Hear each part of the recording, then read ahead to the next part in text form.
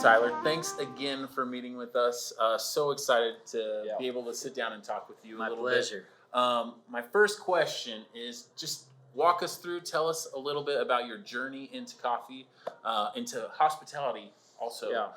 Kind of your thoughts around your journey, if you could Sure. reflect Yeah. and just walk us through that a little bit. Yeah. It started kind of through the lens of the product, right? So Yeah. like at first I got excited about coffee, and that was around when I was in college, and there was a coffee shop close to my university, and you could buy this golden mug for like $75, and you could fill it up for a year. And so like I bought that, and I got by, and I was like, holy moly, coffee is really cool, and Yeah. different coffees taste differently, and that really illuminated me. And I just was like, this is like really, really amazing. And and so then I applied to work at that coffee shop 5 times, and they never hired me.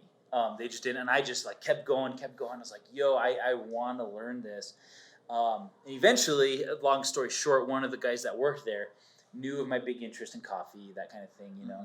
And he was asked to help open a place called the Principal's Office, which is a coffee shop and a cocktail bar. Yep. So he called me up and he said, yo, do you want to open that with me? Yes. And so I said, yep, absolutely. So I go, hustle there, and I just start learning.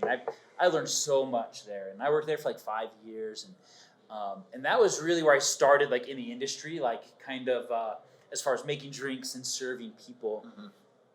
But the reality is my entire life, I think, I was being infused with the DNA of hospitality.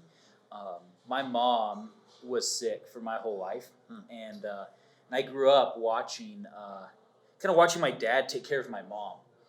And that was kind of just how I grew up. I didn't really know any different. Yeah. But in hindsight, like my entire life was filled with watching my dad put like his life aside in order to make sure my mom was okay. Yeah. So I think that whole time, this DNA of hospitality and service was being infused into me, right? This is what a man looks like. This is what it's like to take care of someone and love them and put your life aside. And so I was just being indoctrinated with that spirit of hospitality my whole life. Yes. So then here I come, and later on in life, I'm in college, graduating college, and I'm bartending, making drinks, and I'm really enjoying creating experiences for people. I'm learning how happy a great cocktail or great coffee can make someone, and then I started kind of growing into some leadership positions and become a bar manager and things like that. And what I began to see was, I was like, well, it's hard to like replicate this. Like, why doesn't this other person do it the way I do it? Or I try to teach them, and it's really hard. They don't quite grasp the concept. It was something that came very naturally to me. And I started to have some frustrations with like, how do I manifest this spirit of hospitality that's I'm so passionate about, like in the workplace, and as a leader. And I really had no idea, and I kind of was left wanting a lot. Then about 5 or 6 years ago now, my mom had a heart transplant. And so it was at Cedars-Sinai Hospital in Los Angeles, California. And so overnight, we all flew down there, and we were there for it. And then they were like, yo, she has to be quarantined for like a week. So you can't see her, can't talk to her, nothing. So like, okay, what do you do? So we all went to Disneyland. You're like, okay, like, we like, what else do you do to pass time, right? So we're in Southern California. We go to Disneyland. And bro, I can remember it like it was yesterday. Went on the Peter Pan ride, stepped off the Peter Pan ride. And I remember just like looking around, and I was like, I think everything's going to be okay. Like, I just feel like everything is going to be okay. And I remember thinking this exact thing. I remember thinking, like, it's so cool that the people who work here are treating us so special today. Like, knowing everything that's going on. Like, it's so cool they're treating us like this. Yeah. And then, like, 45 minutes later, I had this, like, wait, like, none of these people know. An epiphany, right? Like, we didn't tell them. We didn't email them. This isn't Make-A-Wish or anything. Like, this is just what they do. There's thousands of people. They didn't know what was going on. Yeah. Which meant that they were trained and taught how to make me feel some sort of way in the midst of like our family's like big time kind of crisis and this big moment in our family's life. They were taught how to make me feel that way. Wow. Like there was intention behind that. And that kind of clicked to me. And I feel like the infusion of hospitality that I was being taught my whole life collided with my work at the principal's office in that very moment.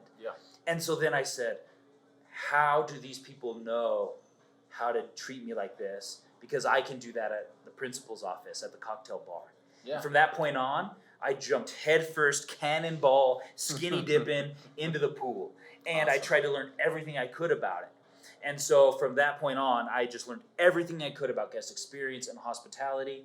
I snuck into Disney Institute classes. I read every book. I did everything that I could. Yeah. And now here we are a bunch of years later, and I'm the director of guest experience here at Loyal Coffee, a coffee company I co-founded with 5 of my friends. Yep. And then I also do hospitality, coaching, and consulting as well. Yep. And that obsession and passion has just snowballed, and it's been a blast. Gosh, what a So story. there it is. There it is. That's a great story. It's interesting to hear how you go from this place of pain and terror, Yeah. difficult time, Yep. to a moment at a place Yeah. Totally. that changes the course of your entire life. Entirely. It's Yep. amazing. That's incredible. Thank you for sharing that story. You're welcome. Can you give me just a big picture, theoretical, like what is customer or guest experience to you? Yeah. Like when I say customer experience, what does that mean? Like in a couple of Yeah. sentences or Yeah, I think phrase? for one, it's a matter of being intentional. So it's saying, okay, we're not going to leave the experience to chance. Yeah. Like a lot of places, they get passionate about a product or they get passionate about a place, and then they put it out for the world. But the way that the world actually interacts with that thing, there's no intentionality behind it. Yeah. So I think one of the first things is saying, okay, how are we being intentional when it comes to how people interact with us or our products? We can leave it to chance, or we can be intentional about how that experience goes. People are going to interact with us one way or the other. Like that, you don't have a choice about. Yeah. But you have a choice if you're going to try to control it or not. And for me, I want to say, you know what? Like, I want to control it. I want to make it as good as possible, which means a lot more work, a lot more systems and procedures, a lot more effort and time and money. But I want to be intentional to control the experience as much as I can. Yeah. And really, to me, the heart behind that is I love the people that I get to serve. And why would I leave that experience to chance? Yeah. I don't want to just roll the dice if they're going to have a good experience at Loyal. I want to be sure of it. And so to me, guest experience really means how are you intentional to ensure that the experience they have is good?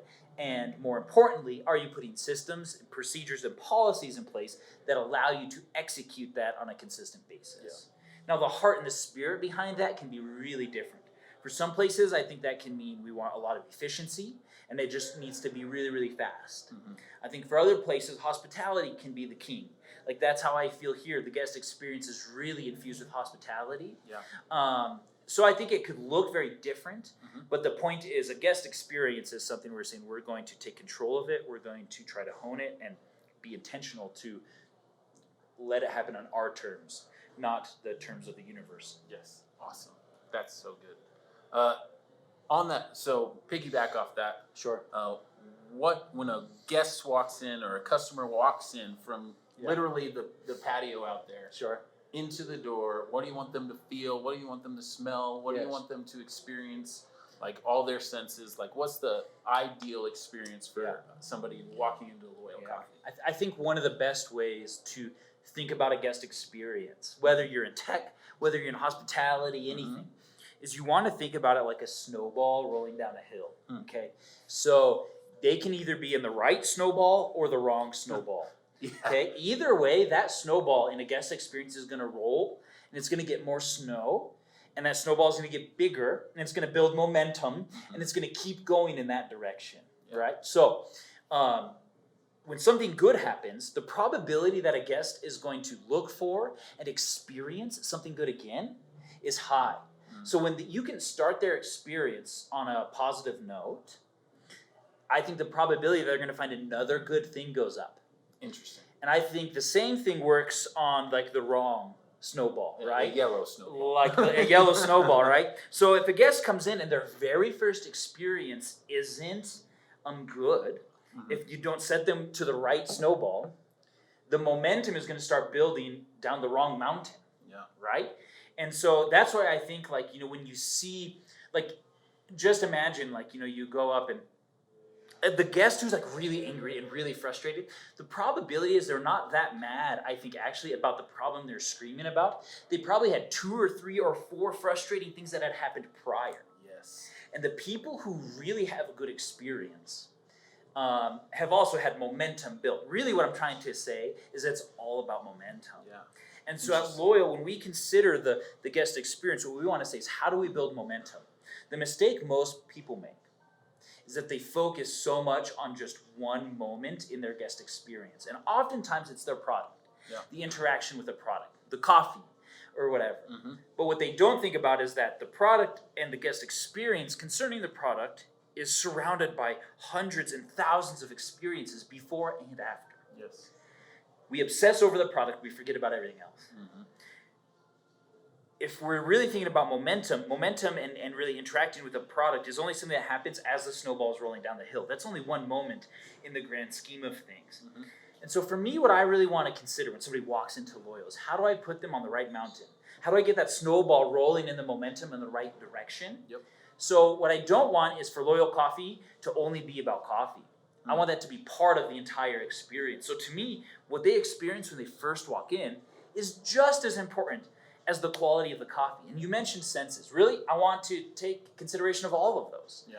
The best experiences are ones where all 5 senses are accounted for. The best experiences, the most memorable ones we have, all 5 senses are probably stimulated. Yeah. That's why riding a motorcycle is so cool. That's why sex is awesome. Mm-hmm. That's why like the things that we love the most, all 5 senses are engaged. Yeah. So whatever context you're in, you want to think about all those.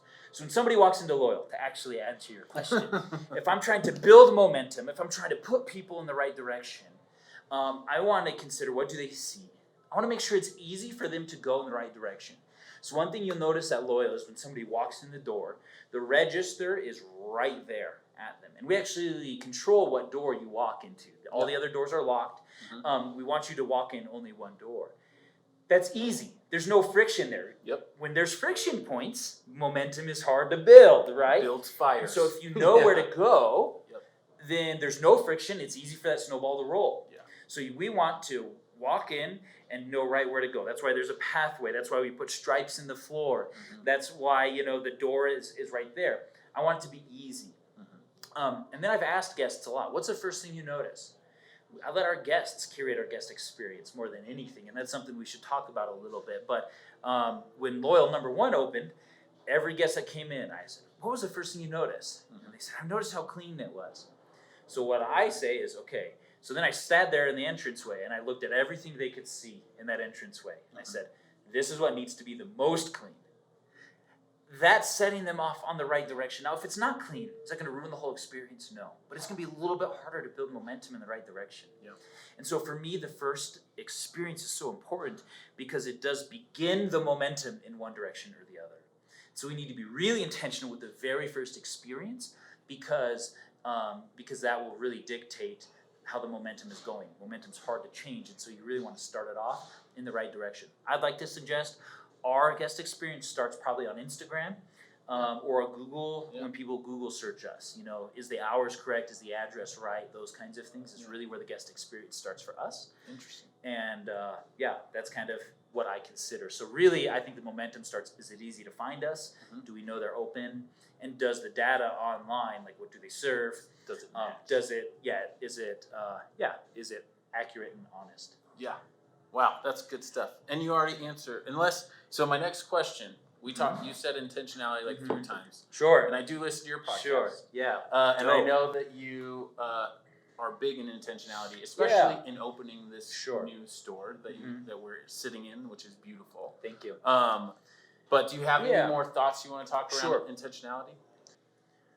You can be intentional in a lot of things. Yeah.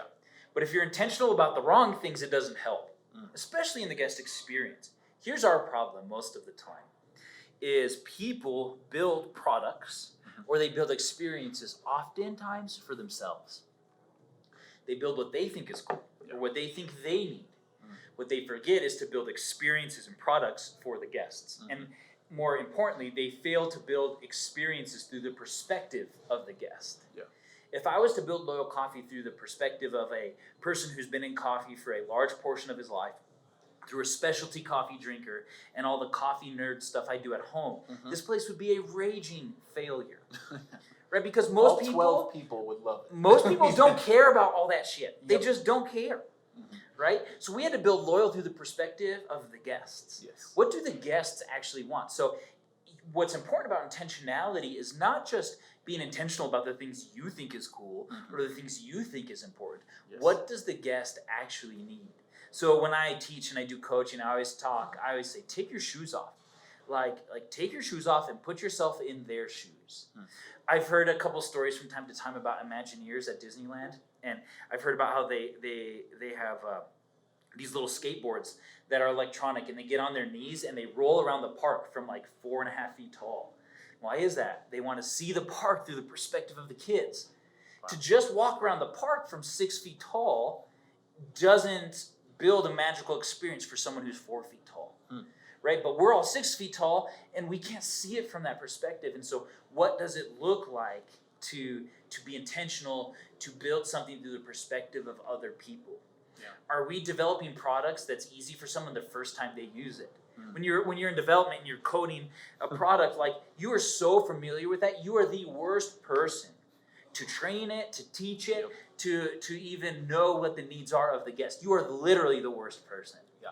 You know, it just is the Definitely. truth. Like, and so for me, intentionality only works when you put on the shoes of your guest. You have to take your shoes off and put on the shoes of somebody else and see it through their perspective. It's the only way intentionality works. Yeah, that's so good. So you just mentioned that you teach other people hospitality. So Sure. you have a consulting Yeah. business as well? I do, yeah. So it's called Meaningful Hospitality. Okay. And what we say is that we're passionate about creating meaningful experiences for employees and guests. Yes. And I think, bro, there's a lot to that. I teach a concept we call the meaningful hospitality ecosystem, and it's kind of built upon 3 core pillars. The first one is we call it smart hiring. Mhm. The second part of the ecosystem we call employee engagement, which we're all probably familiar with. And then lastly, we call guest experience. Yeah. Now, and I think using hospitality in all 3 of those is what really makes it beautiful and really what makes it work. But here's the idea behind it. And I think it really will work if we're in tech. I think it works, if you're in coffee or cocktails or whatever industry. Yeah. That if you want a good guest experience, it's only going to be as good as the people you have, Yeah. right? If you want a good baseball team, it's only going to be as good as the baseball players you have on the team. Definitely. And so, but what's so interesting, Alec, is that too many people leave hiring to chance. I'm telling you, I've met with hundreds of people, and I say, so how do you hire? Like, how do you make the decision? And usually, after we get through all the fluff, they say, well, it just felt right. Yeah. And I'm like, well, what if you had bad hot wings, bro? Like, if it felt bad, like your guest experience is on the line here. Why are you leaving? And then I'll say, like, so tell me some questions you ask. And they're like, well, how many pennies does it take to fill an airplane? And it's like, or if you're a dog, what kind of dog would you be? And it's like, do you work in pennies or airplanes or dogs? Yeah. Like, why are you asking that? And there's no intentionality. So in the same way, a lot of people leave the guest experience to chance. People leave hiring to chance. Yeah. So what I want to say is, stop it. Like, you can take control over that. You can be intentional and use facts and data and real concrete evidence that will help you hire people that fit into your company culture and that will accomplish the goals that you have. Yeah. And that will ultimately lead to a good guest experience, right? Mhm. But the guest experience won't happen if you don't have people that are prone to succeed in your context. Yeah. So I teach that. But just because you hire a good person doesn't mean they're going to buy into your culture. It doesn't mean they're going to stay for a long time. And so then you need to work to teach them, train them, bring them in, get them psyched, get them pumped, get them taught about what you're all about. And that's what employee engagement is. Same thing. Like, do you have a plan to remember people's birthdays? Like, we all know that's important. Why not put a structure in your organization to actually remember that? Yeah. Like, is there a plan to recognize your team members? Do you have onboarding? Do you have orientations? Most employees that we hire at Loyal Coffee have never been through an orientation in their life, which is mind-blowing to me. Yeah. The guest experience and the employee experience is almost the exact same thing. It's all about momentum. Yeah. And so when you hire someone, from the very first second they interact with you, they're developing an opinion of what it's like to work at your organization. Yes. And so I can leave that to chance and hope that it's good, Mm-hmm. or I can be intentional to ensure that the guest experience is good, that it's positive, Yeah. that it's helpful. And so for me, I don't want to leave that to chance. Yeah. So we plan it out for 4 years. We have recognitions, we have training, we have milestones planned out, budgeted out, Mm-hmm. ready to rock and roll. We're being intentional, we're taking control of it, and we're not just leaving it to the gods. Yeah. Does that make sense? Yes. And so here's the bottom line of this, though, when all is said and done, Mhm. is the way you treat your employees is the way they're going to treat your guests. Yeah. And so if you want a good guest experience, if you want your team members to be hospitable to your guests, you sure as hell better be hospitable to your team members. Mm-hmm. Like if you want them to have intuition to meet the needs of your guests, am I as a leader using intuition, listening to the needs of my Yeah. employees and working to meet that? So That's good. what employee engagement is all about. Mhm. Is really showing and reflecting to them the experience that you want your guests to have. And then you get to guest experience. People hire me often saying, help me fix the guest experience. I'm going to say, okay, let's start with the people. Yeah. Oh, it's fine. My people are fine. I just need a trick of the trade. Tell me about the music you play. Yeah. The music matters, but not nearly as much as the people, but it's just hard work. Changing the music is easy. Yeah. Changing the hiring process is not. Yeah. Right? And so, and then we get to guest experience. We talk about intentionality, seeing things through the perspective of the guest, building a guest experience map and those kinds of things. But it doesn't start there. It starts with hiring, then employee engagement, then you can innovate the guest experience. So I help coach and consult with various organizations, spas, coffee shops, cocktail bars, tech companies, real estate agents, the whole thing. Yeah. Because I believe these principles work for any context. As long as you work with other humans, these principles apply. Yeah. And so, I love that. And then what's been really fun is recently as well, I've been doing a lot more keynote speaking as well, and and so kind of getting out of just the boardroom Mhm. and kind of onto the stage and really inspiring this on a grander scale, because it just really seems like in the age of automation, Yeah. people are attaching themselves to human interactions and the importance of hospitality. Need for it. And we could talk about that if you want, but people are getting desperate to learn how to create more humane and intentional experiences, Yeah. because I think they're happening less and less in real life. Yeah. Like my kid, bro, isn't gonna have to go to the grocery store. Like, so Yeah. by the time he grows up, he's not gonna go to the bank. He's probably not gonna drive a car. Like, you know what I mean? Like, so many things, all these things where we would have had to interact with one another. Yeah. Those things are disappearing. But I think deep down in We our, need our humanity, we need it. Mhm. And so I think ultimately, this is getting a little wild here, but I think ultimately when all the jobs are gone because everything's automated, Mhm. the people that are going to win and the jobs that are going to be successful are the ones where we're curating human interactions with one another. I think people will pay a premium to interact with other humans. Yeah. And I think that people who are good at creating great experiences for other people are the ones that can create great experiences. That's why Meow Wolf in Santa Fe is crushing. The fully interactive art gallery, like they take into account all 5 senses, like it's a fully immersive experience, and people are coming from all over the world to go there. Wow. So people are going from all over the world to Disneyland Yeah. because they're desperate for these human-to-human, like real-life interactions, because they're happening less and less. Yeah. And so that's why hospitality really matters, and why it's going to matter more than ever as time goes on. Yeah. Oh my gosh. Give me chills over here. Hey. So good. Well, this is kind of an obscure one. Let's go. I think. Let's do it. One of the most interesting things when I first moved to Colorado Springs, back to Colorado Springs a couple years Sure. ago, a buddy of mine was like, "Oh, I gotta take you to Loyal Coffee," Yeah. and came there, and I found out about your disloyalty card. Sure. I thought it was Yeah, dog. the weirdest thing I've ever heard. Yeah. I have my suspicions as Sure. to why you might do it, but like to hear it from Mhm. you. Tell me about the disloyalty card. Yeah. So, at the end of the day, at Loyal Coffee, there's really 2 things. Like, I think for any company, any organization, knowing that different folks and that are going to be watching this, Yeah. companies are only successful when they know their true purpose, Mm-hmm. when they know why they do what they do, right? Yes. Simon Sinek, start with why, like that Mhm. whole thing. And for us, that's very clear. And if any organization that's listening to this, you can't properly or clearly articulate why you do what you do, you're gonna lose. Yeah. So spend some time figuring that out. Mhm. It's so important. Our purpose at Loyal Coffee is community by way of coffee. That's why we exist. Yeah. More than anything else, we want to engage, encourage, and elevate community.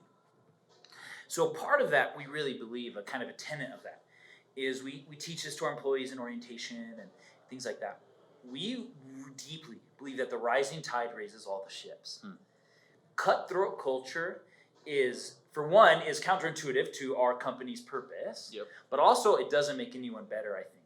If you spend all your time trying to overtake another company or another idea, or you're trying to cut them down, Mm-hmm. you're going to be good at cutting other people down. What that means is that you're not going to be good at the thing you set out to be good at. If you're spending all your time trying to get the other people. So at Loyal, we could focus on, we could say we want to be the best coffee company possible, or we could say we want to get rid of these guys and we're going to try to take them over, which Yeah. isn't our heart. Mm-hmm. We're going to spend most of our time trying to be the best coffee company we possibly can. But here's the twist in that, is I believe the rising tide raises all the ships. Mhm. So that when Switchback downtown does good, so do we. And there's a couple reasons why. For one, guests are getting educated, they're forming opinions. And if we do a good job, those guests are going to appreciate what we do because they learned at another place. I don't have the capacity to teach all of them. Mhm. So other coffee companies doing well is helpful to me. Yep. But the other thing is when other coffee companies, when all the shops over town, when they begin to innovate Mhm. and improve their guest experience and their hospitality, it forces me to do that also. So when somebody else comes up with a great idea, I have to match that or do better. Yeah. So when they're doing good, I'm doing better if I'm willing to try and learn and innovate. Mhm. We believe that idea so deeply. When other people succeed, so do we. And so the disloyalty card is us putting our money where our mouth is. Mhm. We really believe in building community through our coffee company, and we believe the rising tide raises all the ships. So the disloyalty card is a card that has the logos of various specialty coffee shops all over Colorado Springs on it. Mhm. We give that card away for free. We do it a couple times a year. Yep. You take that card, you go and get it stamped at those other coffee shops. Mhm. And when you fill that up, you can bring it back to Loyal, and we'll give you a free cup of coffee for shopping at our other friends' coffee shops. Yep. And it's just, again, reinforcing what we believe and our company's identity and purpose. Yeah. So we really believe it, so why not actually manifest that in real life? Yeah. And so that's what that really is, and it's been super fun, and the community in the Springs just gets so stoked every time we put it out and do a different rendition of it. So you talk about building community with through coffee. Sure. Can you tell me a little bit? You mentioned switchbacks. Do you Sure. have great, Oh, yeah. like what's that relationship with? So like we obviously have competitors that we don't have 100%. relationships with. Yeah. So talk to me a little bit about that relationship if you Yeah. wouldn't mind. Yeah. How do you tread lightly? Where do you tread lightly? Do you not? Do you just share everything? Just tell me a little bit about Yeah, that I mean, relationship. honestly, like it's been fun too. Switchback's just amazing, and there's so many other ones: Holdfast and Peak Place and Blank and Story Coffee, and I'm getting nervous naming some of them off because I don't want to leave anybody out. But Yeah. I mean, Building 3 and Third Space, they're all so good, and it's unlike almost every other city in America, the camaraderie and trust that we have among one another in the specialty coffee scene. So yeah, I think we don't. I think we just are people of integrity, and we really try to be. Yeah. And again, when we do our best, like we know who we are, and I trust that those other people are also, Mhm. and they've not done anything to break my trust or break my integrity. So I suppose I don't really have any reason not to. Yeah. We've done a lot of things to help one another out. Sometimes equipment fails and you gotta go over and help your friend, and and we just do that. We just call and ask. I can think of a very small handful of times where maybe somebody has crossed the line, but even that, it's just like we kind of have talked about it and been like, "Dog, that wasn't cool," and then they're like, "Got it, my bad," and then everything is fine. Yeah. I think there is an unspoken part that's just like we're all going to try to do our best. Yeah. But I think it has inspired us all. Like we've all done things that the other place has copied because it was a good idea. Yeah. But we don't throw shade. We're not mad about it. Mhm. You know, we just know. And I think we all have this idea, like if only Loyal existed, the coffee culture in Colorado Springs wouldn't exist. Yeah. We would be one coffee shop. There wouldn't be a culture. Yeah. But there is a culture, a nationally recognized culture here because we all exist and we all benefit from that. Mhm. I'd be foolish to try and shoot down some of these other people because it would hurt the culture. Yeah. And if I really believe in community and if I really believe in hospitality, the guests that I serve at Loyal also deserve to be served well at Switchback.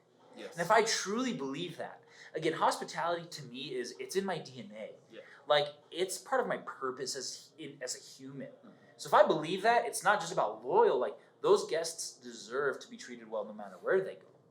And so yeah, I'm gonna help them. And yeah, so I mean, I've done coaching and consulting with other coffee shops in town, and my ownership group, they don't mind. Like it's part of who we are. Yeah. But again, why is Loyal successful? I think that's partially why. Like karma's real. Like hospitality rules, and I think we and the coffee culture in Colorado Springs is proof of that.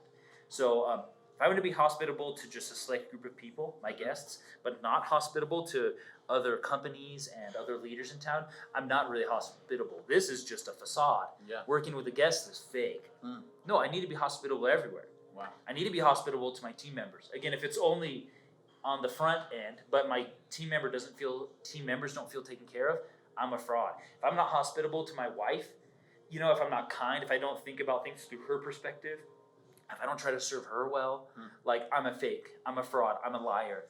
Now, do I do any of this perfect? No, but Right. I believe hospitality is a major force of positive change in the world. Hmm. When we can adapt and adopt ideas and a perspective of hospitality in all perspectives of our life, things get better. We become better neighbors, we become better people, we become better community members. Yeah. And so the spirit of hospitality is not just about becoming successful in your business, although it will make you more successful and you will make more money. Being hospitable to people in your community and your team and your guests makes everything better. Yeah. And it's just so deeply ingrained in my life, and I've just seen it manifest in hundreds of ways. I can't help but want the other people, even the other coffee shops in my city, to succeed. And so there's enough to go around. I believe that, you know, but at the end of the day, hospitality is omnipresent. It's everywhere. It Yeah. should be, at least. If it's real and authentic, it should be in everything that you touch. Yeah. Gosh, that's so good. I believe with you, I think, that a good cup of coffee, a great Sure. Yeah. adult beverage. Yes. Yes. And a meaningful interaction with another human can change the world. Big time. Just one person at a time, because it's very it grows. Yes. It's almost like a disease that Yeah. spreads. And it's authentic, Alan. You know, like we can manifest, like you can manifest a false movement online real quick. Yes. Like you can create a Twitter troll and get that viral real fast. Mhm. You know, you can create inauthentic movements quickly. But when somebody's heart is truly changed through a good meal and a kind word and a look in the eye and real love, when somebody actually feels seen, they're moved. Mhm. And that's where real change and real purpose and just, real things happen Yeah. when people are seen. Mm. And so I'm not interested in faking it. You know, I never have been. Like, I don't usually when I go give keynotes and everybody's in suits and I'm wearing like a hockey jersey or something, like I'm not interested in faking it. Yeah. Right? Because it doesn't work. Mm. And guess what? This is the truth. This is a good principle for people starting businesses, running companies. Our guests and your guests are smart. They can smell your BS from a long ways away. Yeah. And you need to act like that, and you need to know they can tell when you have a bad company culture. Mhm. You might not be able to know it because again, you're so familiar with it, and you know. Mhm. I can tell you. Think about the next time you go in a restaurant and you look at that employee scooping your ice cream. You be like, they're not happy to be here. Yeah. You know, you can tell. Yep. That's a place that, oh yeah, we love customer service. No, you don't. You don't even serve your own team members. Mhm. Like our guests are smart. Yes. They know. So we have to be authentic and honest. They have to know that, you know, we treat our team members well and we care about our community and that on social media we're putting our money where our mouth is. But guess what? That can be fake too. Yes. It's gotta be real. Mhm. This stuff only works when it really cares. Like, and that's what I go back to saying. Okay, you want to look at the guest experience through your guest perspective. Mhm. Like, they know if you've thought about them or not because you've seen it through their perspective or not. Like, they obviously didn't think about me. They didn't put a baby changer in the men's bathroom. There's no tampons in the bathroom. Did they think that a girl would go to the bath? You know what I mean? Like, Yeah. like, did you even think about that? Mm. But then all of a sudden, like, oh, this toilet paper is awesome. They thought about me. Yeah. They Whether really they care. Whether they Yeah, think they're not they gonna- thought about me, They're not or going to Yelp it, Right. Yeah. but it's going to feel right. yes. You look, Loyal Coffee, we've won crazy awards. Mhm. I got 12th place at the United States Barista Championships. Our roaster got 6th in the nation. USA Today said we're the top 10 coffee companies in America not that long ago. But if Yeah. you look at our Yelp reviews, you look at our Facebook reviews, people hardly talk about our coffee. They talk about how we make them feel. Coffee itself, a beverage itself, can only make you feel so much. Yeah. That's what I'm talking about, that holistic experience. Mhm. Did they really think about me? Like, does the music match the weather outside? Yeah. If it's, is the lighting adequate? Like, does it feel right? Mhm. At Loyal, when the sun goes down, so does our lights. When it gets dark, candles go out. It's so simple. Yeah. Like, it's not like we invented this stuff. Like, music matters. Play appropriate music. When it's busy, we're gonna play loud music. When it's slow, we're not. Yeah. Like, it's not hard, but you just gotta think about it. But it's gotta be real. You gotta think about them. Yeah. Is this coffee shop playing music for themselves? Are they just playing music they like, or are they playing music for the guests? Mm. That's just a simple example, but Yeah. But you gotta truly think about the guests and what they need and want. So good. So good. We're gonna wind down a Let's little. do I it. could do this for I'm getting excited a now. very Gee. long time. We All could right, just all right. sit here for hours. But I want to give you an opportunity. You obviously have a lot of passion around this. Sure. Seems like you are someone who likes to learn. So I just wanted to give you an opportunity to mention or talk about somebody who has Man. really impacted you in What customer a good and guest question, bro. What a good success. question. A couple, man. There's a lot that I've really thought about. One of the guys, like, kind of in the professional setting, I've never met him in real life, only in cyberspace. Yeah. His name is Michelle Falcon, Michelle. and he has a book called People First Culture. Okay. And he's crushing the game. He's got some just really good content. Mhm. Big shout out to him for sure. I think I definitely want to shout out just my team members, like at Loyal too, like the baristas. So much of what I've learned, I've actually learned from them, and I've articulated it in my own way. But they've been people that are so passionate about the guest experience, and they've taught me so much. And so I can't talk too much without talking about them and what they've taught me.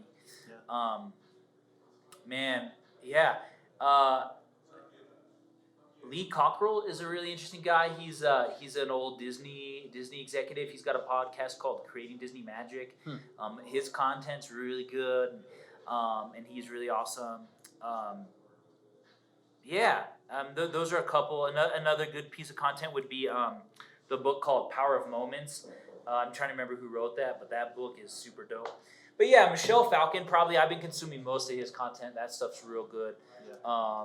And honestly, I just go to Disneyland a lot, and that teaches me a ton. And so we should all just go to Disneyland together, and Awesome. we'll learn a lot there. That's so great. Well, thank you so much. This was My pleasure. amazing, and like I said, I could do this for a very long Well, let's time. do it again sometime. I would love to. I'd love to hear Yeah. more about your experiences in Yeah. the consulting world. Yeah, I know we totally. talked a lot about the coffee Sure. place because we're sitting in Yeah, the coffee there it place. is. But again, thank you so much. My and pleasure. I'm looking forward to doing it next time. All right, baby. Take Let's care. do it. Whew, that was awesome. Thank you. I wasn't just saying that for the camera. I could sit here and talk to you about that stuff for a long time. Thank you. It is so good.